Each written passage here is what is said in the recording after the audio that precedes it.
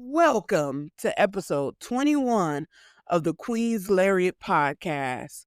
Today we have another superstar spotlight, this time on one of my personal favorite wrestlers.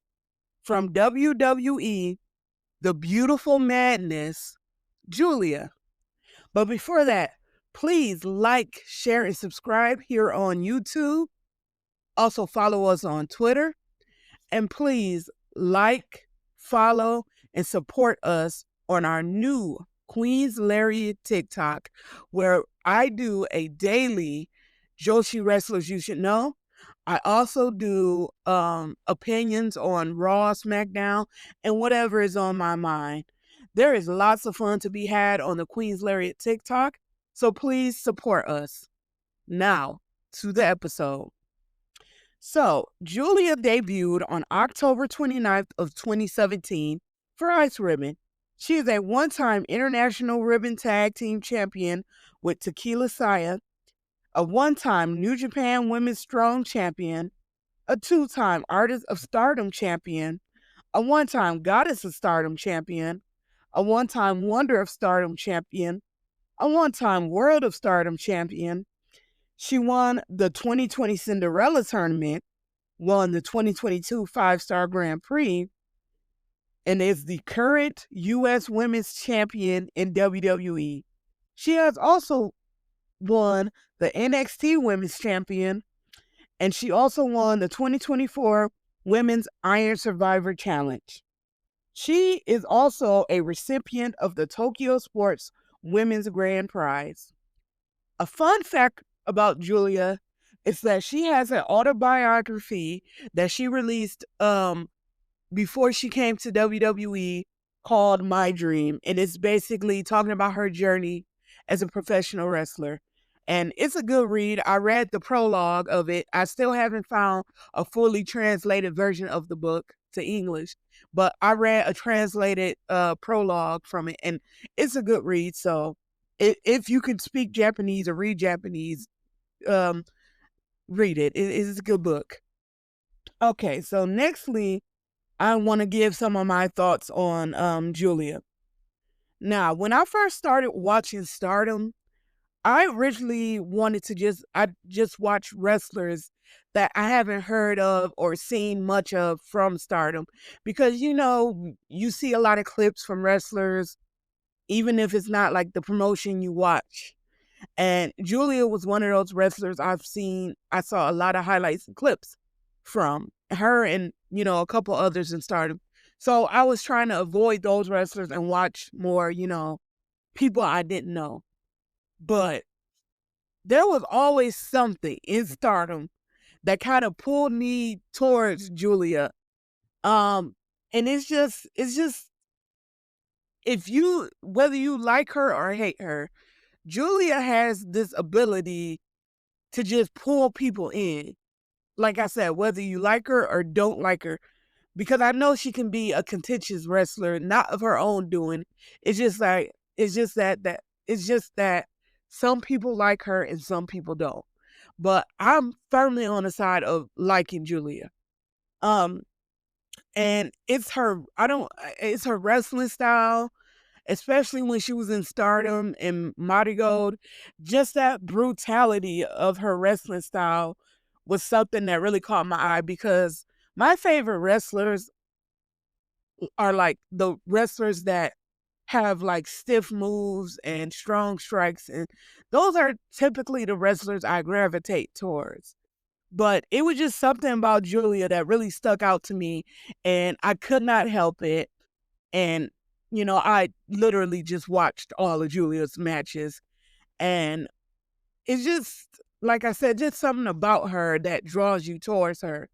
And then just the charisma, and I don't want to say, this word I think is overused in wrestling, but aura. But it's just something about Giulia that just draws people in. And like I said, I know people typically don't say like, oh, Giulia is like a top tier, great in-ring wrestler. But I think that is really opinion based. If you like strong style wrestling, then I think you would really like Julia's in-ring wrestling. But if you're more of a person that really likes technical wrestling, then you might say, oh, she may be a little sloppy or her timing may be off. So I'm not really a fan of hers. But I just love that type of train wreck type wrestling and, all the stuff that epitomizes beautiful madness. Um, she's just wonderful. Another thing that I like about her, and I'm going to talk about her time in Mighty Gold. She really took to um being like a leader there, whether she was helping training the new girls or helping the actress girls adjust, or after she got injured she was still there helping set up rings, closing out the show.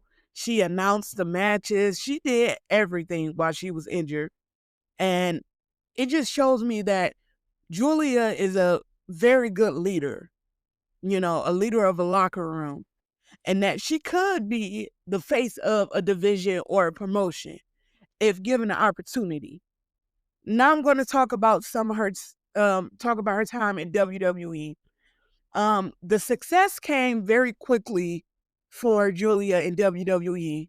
When she debuted for WWE, it was like she was the apple of NXT, the golden child for those first couple weeks.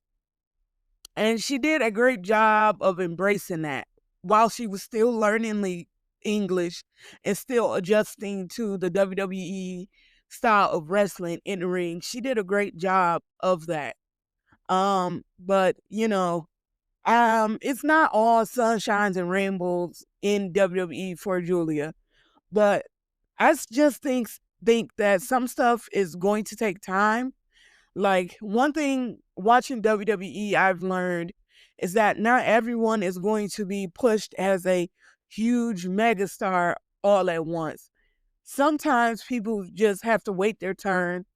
But I still believe that Giulia is going to be a big deal in WWE. I just think they need to book her better, and overall need to book the Women's United States Championship better. But it seems over the last couple of weeks they have really made an effort to put her on TV. But I've said this before on my TikTok that I think that they need to separate her from Kiana James, because I think if you let Giulia, speak for herself and represent herself, that I think she would get over way more with people. But that's just my opinion about that. Now, some of my favorite matches from Giulia is, of course, her hair versus hair match for the Wonder of Stardom title against Tam Nakano. Her New Japan Women's Strong match against Azumi.